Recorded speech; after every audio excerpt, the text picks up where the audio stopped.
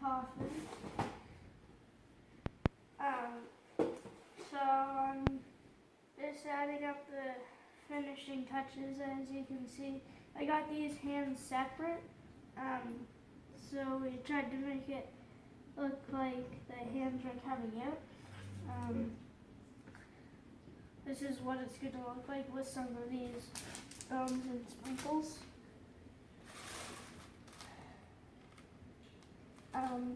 This was really fun to make, especially when we're getting close to Halloween.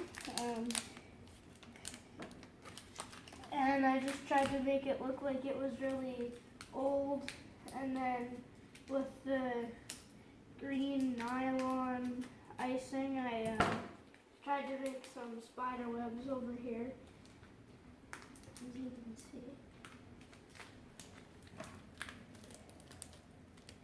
I thought the hands added a great touch to the coffin. So I'm gonna add some bones and some sprinkles and I'll be done, and I will show you the finished project later. Bye! Welcome back to Wild Willie's Butcher Reviews. So I was just gone a few minutes, and I finished the decorating. That's what it will look like.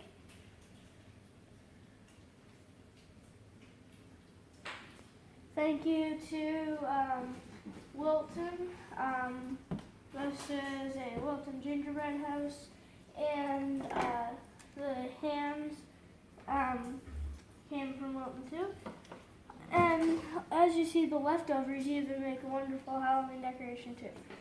This was really fun to build. I thought it could either be used for like a decoration because it looks amazing. And as you can see here, I chopped off his fingers and then put them around the edges.